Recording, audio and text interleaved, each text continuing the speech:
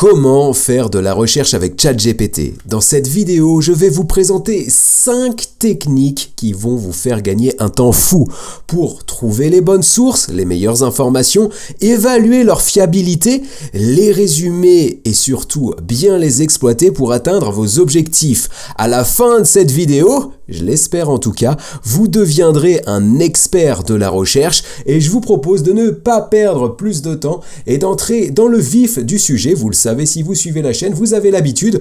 On se retrouve sur mon écran et on va commencer avec un premier prompt, une première demande optimisée à ChatGPT qui va vous permettre d'effectuer une recherche efficace sur n'importe quel sujet. Cette demande, quelle est-elle? Eh bien, je vais vous la présenter en détail à l'écran. Donc, ce qu'on va faire ici, c'est qu'on va positionner ChatGPT comme le meilleur agent de recherche de la planète. On va le renommer pour ça. ChatGPT va devenir ResearchGPT et ses compétences en recherche, en tri, en explication et en présentation d'informations seront optimales sur n'importe quel sujet. Donc ensuite, on va lui expliquer notre contexte. On va lui dire qu'on fait actuellement de la recherche sur un sujet précis. On va prendre un exemple ensuite dans la vidéo et on va lui dire qu'on souhaite qu'il nous aide dans notre travail et que pour ça, il va devoir mener les 4 étapes suivantes. Première étape, il va définir les meilleurs objectifs pour notre recherche. Ça, c'est un point important quand on fait de la recherche.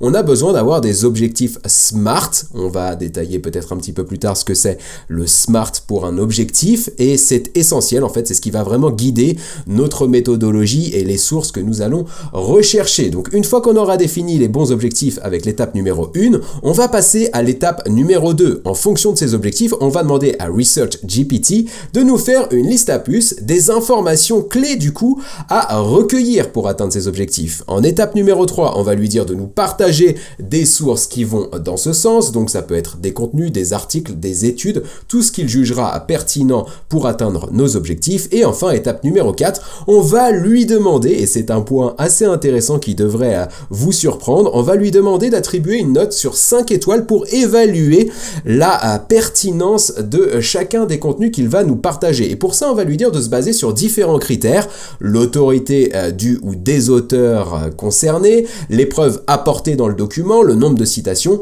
la date ou encore tout autre indicateur qu'il jugera pertinent en tant qu'agent expert de recherche. Je lui dis pour finir que si tout est OK pour lui, eh bien de me répondre uniquement par « C'est bon Ludo, quel est le sujet sur lequel tu travailles aujourd'hui ?» Pour que la vidéo soit la plus fluide possible, j'ai bien entendu lancé la mécanique et donc vous le voyez, il est OK avec moi, il me dit « C'est bon Ludo, quel est le sujet sur lequel tu travailles aujourd'hui ?» Pour l'instant, je fais ça sur une version gratuite de ChatGPT, c'est-à-dire que je n'ai pas activé d'options plugins qui peuvent améliorer les performances, on va le voir juste après. Ce prompt, vous pouvez le copier-coller dans GPT 3.5 basique et vous obtiendrez des réponses de qualité. Et donc, ce que je lui dis juste derrière, quel est le sujet sur lequel tu travailles aujourd'hui? Eh bien, je vais lui répondre que je travaille sur les biais cognitifs dans le marketing. Et regardez comment ça va se dérouler derrière, comment il va construire sa réponse. Étape numéro 1, il va me définir des objectifs SMART. SMART, c'est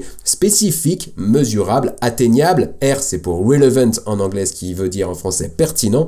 Et enfin, T, c'est pour temporel. Et en fait, pour chaque lettre du coup de l'acronyme SMART, il va me définir des objectifs que je pourrais suivre dans mes recherches. Par exemple, identifier les types de biais cognitifs les plus fréquemment exploités dans le marketing. Pour le mesurable, identifier un certain nombre de sources, ici 50, ce qui pourrait me permettre d'avoir une vision globale, complète du sujet. Et bref, vous pourrez mettre pause pour lire l'intégralité des objectifs si vous le souhaitez. Étape numéro 2, du coup, en fonction de ces 5 objectifs qu'il m'a fixés, il va être capable de me déterminer les informations clés à récupérer, comme les types de biais cognitifs exploités par le marketing et les méthodes de mesure de l'impact des biais sur les comportements des consommateurs. Et donc, regardez comment ça se passe derrière. Pour le moment, comme je le disais juste précédemment, je n'ai pas connecté ChatGPT à Internet. Je suis resté vraiment léger dans les options que j'active pour que justement vous puissiez tous utiliser cette demande. Et donc, ce qu'il va faire ici, c'est qu'il va récupérer des contenus qu'il va me partager, mais en fait, il n'a pas fait de recherche sur Internet. Il se base sur les connaissances qui sont les siennes, c'est-à-dire les données sur lesquelles il a été entraîné avant sa mise en production. Et donc voilà ce qu'il nous dit juste derrière. Il va nous dévoiler ici 5 sources, notamment le livre La psychologie de la persuasion de Robert Cialdini. Ça, je vous encourage à le lire si vous ne l'avez pas lu, c'est vraiment un livre sympa. Et ensuite, il va nous partager quelques articles, notamment cet article The Role of Cognitive Biases in Marketing, pardonnez-moi pour mon accent approximatif, en nous disant que c'est un article du Journal of Marketing Research, et d'autres informations juste ici. Il nous donne des notes, on a des contenus 3 étoiles ici, c'est peut-être pas le contenu qu'on va consulter en priorité, mais surtout des contenus 5 étoiles ici avec le livre de Robert Cialdini, ou encore cet article de Richard Taylor sur les nudges, qui est une stratégie en fait pour exploiter les biais cognitifs. Donc voilà ce qu'on peut faire avec ce prompt, mais en fait on peut aller un tout petit peu plus loin si on active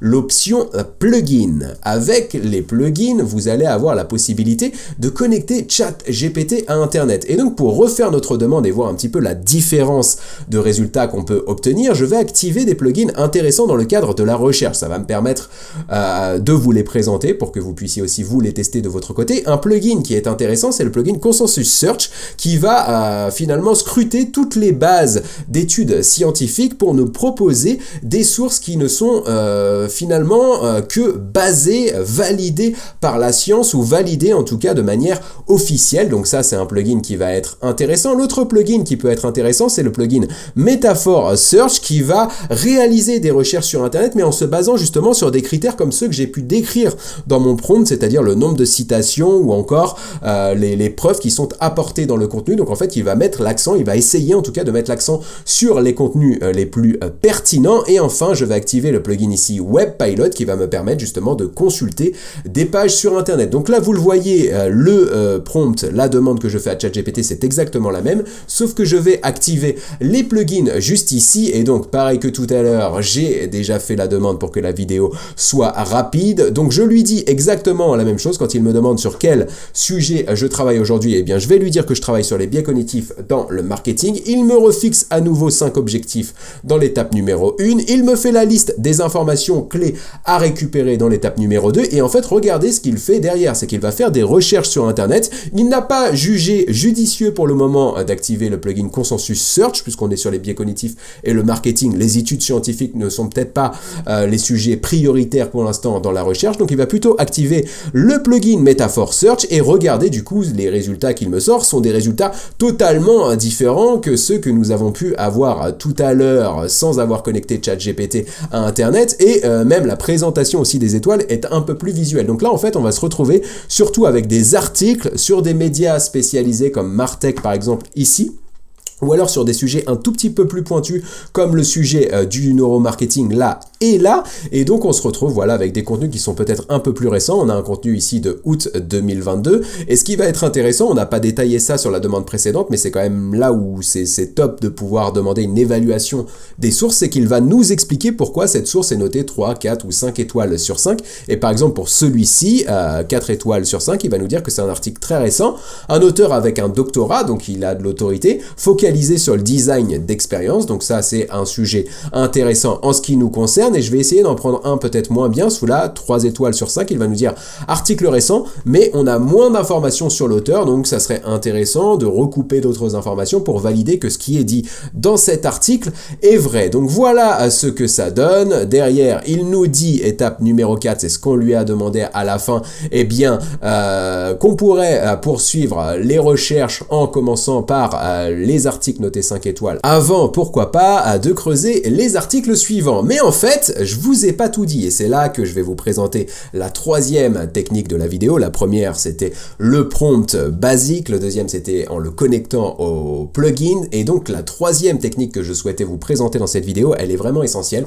Vous l'avez peut-être remarqué, si vous, aujourd'hui, vous copiez-collez ces prompts et que vous essayez d'obtenir les mêmes résultats que moi, eh bien, vous aurez peut-être des réponses moins qualitatives que celles que j'ai pu avoir ici. Et la raison, elle est toute simple, c'est qu'en fait, si vous regardez en haut haut de mon écran, j'ai un petit i en fait qui apparaît à côté de la réponse, et le petit i, ça veut dire quoi? Ça signifie en fait que j'ai activé un réglage sur ChatGPT qui me permet vraiment de le positionner comme un expert de recherche dans les paramétrages. Ce réglage, c'est une option qu'on appelle les Custom Instructions. Vous y avez tous accès, utilisateurs gratuits comme payants, et vous pouvez les paramétrer en allant dans le menu de gauche sur votre compte et en allant dans la rubrique Custom Instructions ou instructions personnalisées si vous avez mis votre ChatGPT en français. Et donc si on clique dessus, eh bien en fait vous allez constater que moi j'ai rempli des choses, et c'est donc la troisième astuce que je souhaitais vous présenter ici. Vous allez devoir, pour avoir les meilleurs résultats, eh bien renseigner ces Custom Instructions en mettant dans le premier bloc du coup toutes les informations liées à votre contexte ou au rôle que vous souhaitez que ChatGPT endosse. Et donc là, comme je souhaite qu'il se comporte comme un expert de la recherche, eh bien je vais lui dire dans le rôle: je suis chercheur freelance pour des entreprises, cabinets de conseil ou encore think tanks. Je vais lui présenter mes intérêts spécifiques, mes valeurs et principes, mon style d'apprentissage, mon contexte, mes objectifs, mes préférences, par exemple sur les sources qu'il pourrait creuser, Google Scholar, Science Direct ou encore Scopus, les langues que je maîtrise, etc., etc. Bref, tout ce qui est lié à mon contexte et au rôle que je souhaite que ChatGPT endosse. Et donc, dans la deuxième partie, le deuxième bloc de ces Custom Instructions, en fait, là, je vais mettre toutes les informations qui vont driver finalement la manière dont ChatGPT va me répondre sur la forme. Donc, le format de réponse, comment je souhaite qu'il structure ses résultats, quel niveau de détail je souhaite qu'il m'apporte, quel est le ton que je souhaite qu'il adopte dans sa réponse, etc. Les questions qu'il peut me poser, les ressources, les types de ressources qu'il peut exploiter, son niveau de créativité, etc., etc. Et en fait, donc ces informations-là, eh bien, je les ai tout simplement copié-collé de ma base de Custom Instructions Persona que je propose dans ma formation automatisée ChatGPT. Donc vous allez voir en fait dans cette base, il y a plus de 50 profils de Custom Instructions que vous allez pouvoir copier-coller. Alors dans l'enseignement, vous allez retrouver des profils notamment de chercheurs experts en recherche, c'est celui que j'ai copié-collé, ou encore de professeurs d'université qui peut vous aider à faire des recherches, mais il y a aussi des profils entrepreneuriat si vous souhaitez utiliser ChatGPT pour créer ou développer votre business, ou encore des profils marketing pour mener des tâches de création de contenu, d'articles de blog, de vidéos, ou encore de posts sur les réseaux sociaux, des profils e-commerce ou encore analystes pour analyser les performances de vos actions marketing, commerciales ou business. Et donc comme je le disais, eh bien cette base elle est mise à la disposition de mes clients, des clients à la formation automatisée ChatGPT qui a été totalement refondue il y a quelques jours à peine. C'est la formation la plus à jour que vous trouverez sur le marché et elle va vous permettre d'automatiser ChatGPT pour réaliser toutes sortes de tâches, donc de la création de contenu ou encore de la recherche comme on peut le voir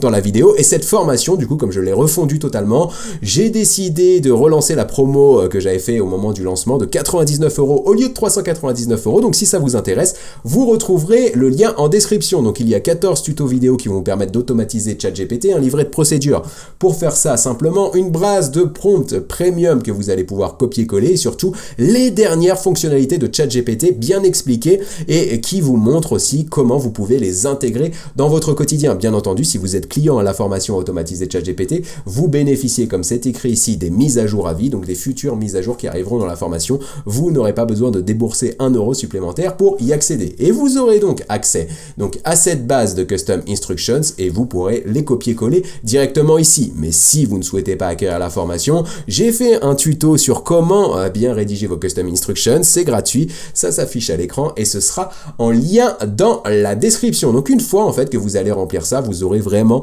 des réponses optimales de la part de ChatGPT. On passe maintenant à la quatrième technique et vous allez voir, c'est assez bluffant. Alors pour cette quatrième technique, on va conserver les plugins que je vous ai présentés tout à l'heure, Consensus Search, Metaphor Search et Web Pilot, et on va une nouvelle fois positionner ChatGPT comme un agent de recherche, le meilleur de la planète. Il va s'appeler Research GPT. On lui dit que ses compétences en recherche, tri, explication et exploitation des informations eh bien, sont optimales sur n'importe quel sujet. Et là, le prompt va changer un peu et vous allez voir, du coup, ça va nous permettre d'orienter assez efficacement nos recherches. Ce qu'on va lui dire d'ailleurs, c'est que son boulot, sa mission, sa tâche, eh bien, ça va être de nous expliquer parfaitement le sujet sur lequel on travaille de toutes les manières possibles pour le rendre compréhensible par l'apprenant. Et donc là où ça va être intéressant, on va lui dire dans son objectif de nous provoquer un effet Eureka. C'est exactement ça qui signifiera finalement qu'on a bien compris l'essence du sujet, que c'est devenu évident pour nous. Le contexte de l'apprenant, eh bien ce sera notre audience, donc on va lui lui décrire l'audience. En fait, là, dans le cadre de votre recherche, vous faites des recherches pour un public spécifique. Vous allez ici mettre des détails sur ce public. Et ce qu'on va pouvoir lui dire derrière, pour avoir une recherche qui sera vraiment complète, on va lui dire que l'audience, eh bien, elle est débutante, qu'elle ne sait strictement rien sur le sujet sur lequel on bosse, qu'elle comprend du coup un langage simple, courant, sans aucun jargon professionnel, et que cette audience comprend mieux du coup à l'aide d'analogies percutantes. Et vous allez voir, du coup, ça fait vraiment la différence. Derrière, on va lui donner des instructions, 4 étapes à nouveau, rechercher des sources fiables et prouver avec Consensus Search, les dernières informations avérées avec Métaphore Search pour le sujet en question. On va lui dire de nous présenter ces sources sous forme de liste à puces.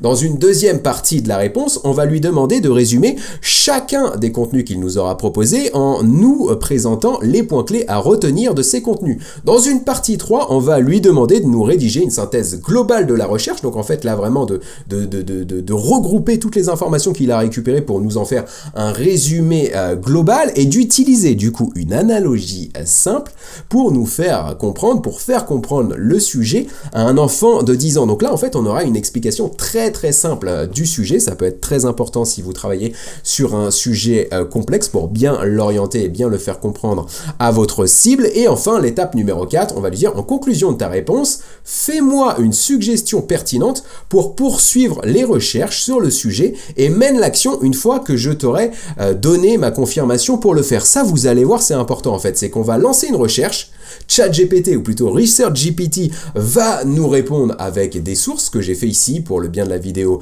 Je l'ai lancé en amont, donc en fait je lui ai lancé le prompt juste ici et derrière il me dit qu'il est prêt pour le faire et donc il me demande sur quel sujet je souhaite qu'il travaille. Donc je vais lui dire ici que je souhaite qu'il travaille sur le sujet de l'impact de l'alimentation sur la motivation et mon audience pour cette étude, pour ce travail, eh bien ce sera les managers. Et donc regardez ce qu'il fait derrière, c'est qu'il active les plugins Consensus Search et Métaphore Search pour me trouver des études mais aussi des contenus récents sur le web qui pourraient me permettre de bien travailler sur le sujet. Et donc comment il va présenter les choses? Eh bien en fait il va me faire une introduction du sujet, il va me présenter les principaux points, les idées clés qu'il a pu récupérer dans les contenus qu'il m'a partagés, il va me faire une conclusion très simple pour mon audience sur le rôle finalement des managers auprès de leurs collaborateurs pour leur faire prendre conscience que l'alimentation c'est important pour la motivation et donc la productivité de l'entreprise. Derrière il va nous faire une liste des sources qui vont bien,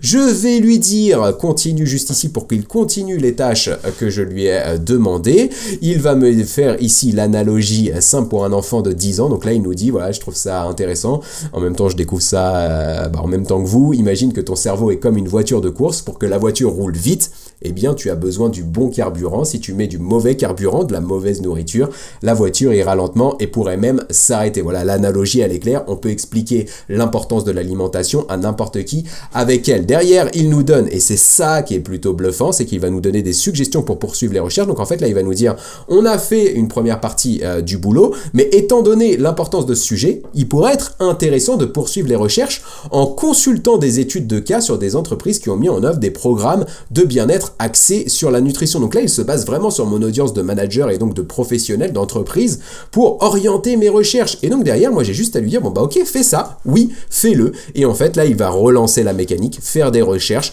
me proposer de nouvelles études de cas, par exemple ce qu'a pu faire l'entreprise McKesson Canada si je ne dis pas de bêtises, ou encore la culture du bien-être chez Wellworks. Je vais récupérer des recommandations pour les managers issues justement de ces études de cas, et donc là si je lui disais de continuer, eh bien il me referait l'analogie par rapport au nouveau sujet qu'il vient d'aborder, et il me dirait derrière, il me donnerait à nouveau une nouvelle suggestion pour poursuivre les recherches. Et donc vous l'avez compris, avec ce prompt initial juste ici, eh bien vous avez un fil de recherche qui s'est instauré et vous n'avez plus qu'à discuter avec ResearchGPT pour obtenir un maximum de contenu sur le sujet que vous travaillez actuellement. Petit point important dans le prompt que je n'ai pas évoqué mais qui fait quand même toute la différence différence pour éviter les bugs, je lui donne à la fin une règle importante en lui disant, je sais que tu as des limites de tokens, en fait, vous le savez, l'intelligence artificielle, elle est limitée dans les ressources qu'elle exploite pour chacune des demandes, et donc comme ma demande ici, elle est complexe, et bah parfois, il va s'arrêter en plein milieu, et donc si je lui dis pas, eh bien finalement, d'anticiper les erreurs qui pourraient arriver, eh bien il va pas les anticiper, c'est comme ça que j'aurai des messages de bugs juste derrière qui peuvent être assez frustrants, donc là je vais lui dire, quand il est sur le point d'atteindre cette limite de token, demande juste moi de cliquer ou de te dire de continuer, et du coup je le ferai, et tu pourras finir le process. Ce qui s'est passé finalement à un moment ici où j'ai dû lui dire de continuer. Donc voilà pour la quatrième méthode, la quatrième technique que je souhaitais vous présenter dans cette vidéo, et forcément je garde la meilleure pour la fin. À ce stade en fait je vous ai donné des techniques pour trouver des sources, pour vous assurer que ces informations sont bien légitimes, que ce sont des informations dans lesquelles vous pouvez avoir confiance, mais maintenant vous vous retrouvez avec un tas de contenu que vous allez devoir résumer et que vous allez devoir traiter pour en faire votre rapport ou pour atteindre votre objectif. Et donc en fait dans mes recherches à moi, je suis tombé sur cette étude de Salesforce AI du MIT ou encore de l'université Columbia, et en fait dans cette étude c'est justement une méthodologie qui est mise en place qui s'appelle la méthodologie de résumé et de chaîne de densité, qui va permettre en fait d'utiliser l'intelligence artificielle pour avoir un résumé optimal de n'importe quel document, donc un article de blog, un fichier PDF ou même n'importe quel fichier à votre disposition. Et dans cette étude, ce qui est intéressant, c'est qu'il nous donne ici, comme vous le voyez à l'écran, un prompt que j'ai francisé, que j'ai un petit peu adapté, que j'ai travaillé, que j'ai testé, et qui me permet aujourd'hui de vous proposer cette technique, et vous allez voir, c'est vraiment bluffant. On va obtenir des résumés qui n'ont rien à voir finalement avec des résumés qu'on obtiendrait avec une demande toute simple sur ChatGPT. Donc en fait, ce qu'on va faire ici, c'est que déjà on va commencer avec le contenu. On va pouvoir insérer le lien du contenu, donc insérer le lien d'un fichier PDF, je vais le faire juste après pour un exemple, insérer le lien d'une vidéo, si vous utilisez le plugin VoxScript, eh bien vous pouvez faire des résumés de vidéos. Je vais simplement enlever les plugin que j'avais activé ici, puisque vous le savez, on est limité à 3 plugins configurés en même temps. Donc en fait, vous avez la possibilité d'utiliser un plugin qui s'appelle VoxScript qui va vous permettre de travailler sur des vidéos. Vous avez un plugin qui s'appelle AskYourPDF qui va vous permettre de travailler sur des fichiers PDF, ou encore le plugin WebPilot qui vous permet de travailler sur du contenu web. Donc en fait, ici, en activant l'un de ces 3 plugins ou les 3, vous allez pouvoir copier-coller votre lien entre les accolades, et du coup, vous allez partager le contenu avec ChatGPT. Si jamais vous n'avez pas la connexion à Internet et que vous n'avez que la version gratuite de ChatGPT, c'est pas grave en fait. Ce que vous allez faire, c'est que vous allez récupérer l'intégralité du contenu et vous allez le copier-coller entre les accolades. Vous allez copier-coller par exemple l'intégralité de l'article que vous souhaitez résumer, et ça marchera tout aussi bien. Et donc une fois qu'on lui a partagé le contenu, en fait, on va lui dire d'utiliser cette technique de chaîne de densité. La chaîne de densité, en fait, de ce que j'ai compris de cette étude, eh bien c'est qu'en fait on va lui demander de faire un résumé initial du document qu'on lui partage,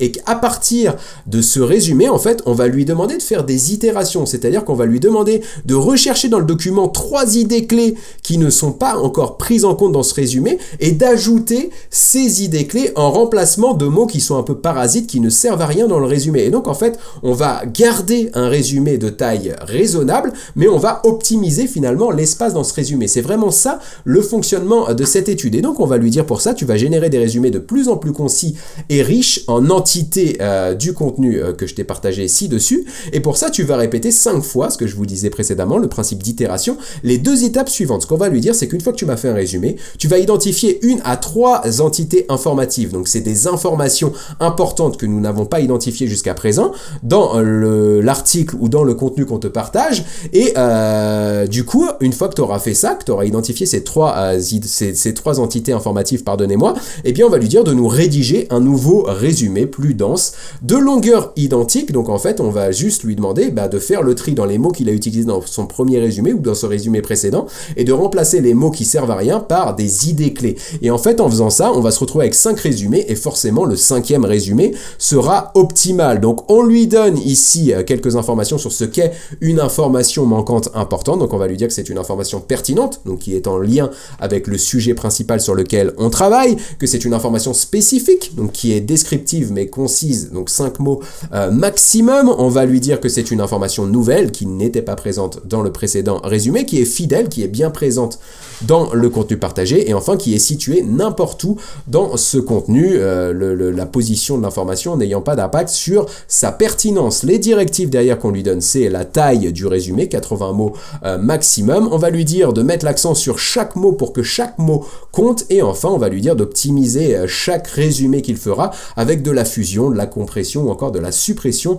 de phrases non informatives. Derrière vous avez encore quelques informations clés. Je vous laisserai mettre pause si vous souhaitez les regarder en détail. On va simplement lui dire de ne pas oublier la règle principale de se limiter à 80 mots pour chacun des résumés. Et quand on lance le truc, en fait ce que j'ai fait c'est que j'ai récupéré un fichier PDF qui est disponible sur mon site internet qui est un guide vous présentant les étapes à suivre en 120 jours pour passer à l'inbound marketing qui est une stratégie pour gagner des clients sur internet. Donc vous le voyez, ce contenu il est hyper complet, il fait une trentaine de pages pour vous présenter les étapes à suivre et donc j'ai récupéré le lien, je l'ai partagé ici dans les accolades avec le plugin Ask Your PDF qui me permet de travailler avec des fichiers PDF. Derrière, j'ai copié-collé l'intégralité de la demande et donc regardez ce qui se passe derrière, c'est qu'il va utiliser le plugin Ask Your PDF pour récupérer le contenu. Donc ici, il nous dit grosso modo qu'il a récupéré le contenu et qu'on peut lui poser des questions sur le sujet. Et donc, il commence avec un premier résumé ici. Et donc, si vous regardez bien ce résumé,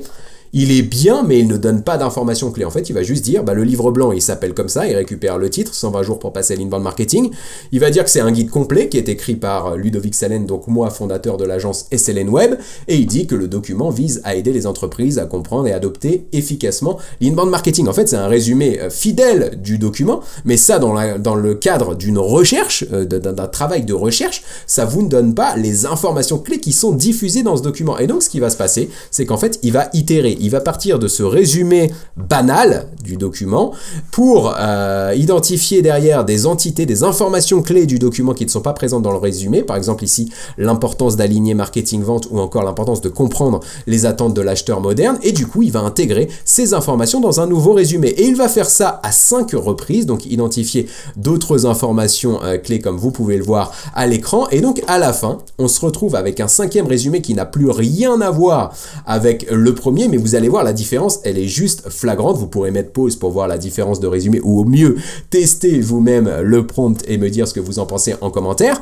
Mais donc si vous regardez ici, il va dire ok, le livre blanc de Ludovic Salen propose un plan en 120 jours pour adopter l'inbound marketing et derrière il va dire voilà, ça souligne l'importance de l'alignement marketing-vente, la compréhension des attentes de l'acheteur moderne, la mesure du retour sur investissement, qu'on commence par auditer la stratégie marketing, planifier la première campagne, on insiste sur le fait que l'outil est toujours au service de la stratégie et pas l'inverse. Bref, il donne des informations clés. Si vous effectuez aujourd'hui un travail de recherche sur l'inbound marketing, ce premier résumé là, il vous servait à rien, ça vous donnerait aucune information clé à prendre en compte dans vos recherches. Par contre là, vous avez des concepts clés sur lesquels vous pourriez poursuivre votre recherche, donc rechercher l'aspect retour sur investissement, les attentes de l'acheteur moderne, bref, creuser ces nouveaux sujets pour récupérer toutes les informations clés de votre travail. Voilà ce que je souhaitais vous présenter dans cette vidéo. Bien entendu, je vous partage en lien dans la description cette base que vous avez sous les yeux dans laquelle vous allez pouvoir récupérer l'intégralité des prompts que je vous ai partagés juste ici. Donc je vais les mettre en ligne avant la vidéo, je créerai une page ici et vous pourrez les récupérer à ce moment-là. Et donc cette base, en fait, elle fonctionne très simplement. En fait, vous pouvez aller sur la catégorie qui vous intéresse, par exemple les prompts pour apprendre une langue, vous allez cliquer dessus, ça va ouvrir une page, il y aura toujours la vidéo concernée qui apparaîtra en premier et derrière vous avez tous les prompts que vous pouvez copier-coller dans votre chat GPT. Vous allez gagner un temps précieux et j'espère que vous saurez en tirer profit. Voilà, j'en ai terminé pour aujourd'hui. Dites-moi ce que vous avez pensé de cette vidéo en commentaire, quelles sont les techniques qui ont retenu le plus votre attention. Si vous les testez, je vous en prie, dites-moi quels sont les résultats que vous avez obtenus en commentaire. Est-ce qu'ils sont satisfaisants ou est-ce qu'ils sont au contraire frustrants? Ça sera intéressant pour moi pour travailler les futurs contenus sur la chaîne. Moi, je vous retrouve très bientôt pour une nouvelle vidéo dans laquelle je vous partagerai de nouvelles astuces, des tutos, des démos, des outils ou des actus autour de l'intelligence artificielle avec toujours le même objectif, celui de vous donner toutes les clés pour que vous puissiez profiter des opportunités que l'intelligence artificielle génère. Et on en a encore vu un bon paquet aujourd'hui. Ces opportunités, elles sont très nombreuses. À très bientôt. Ciao.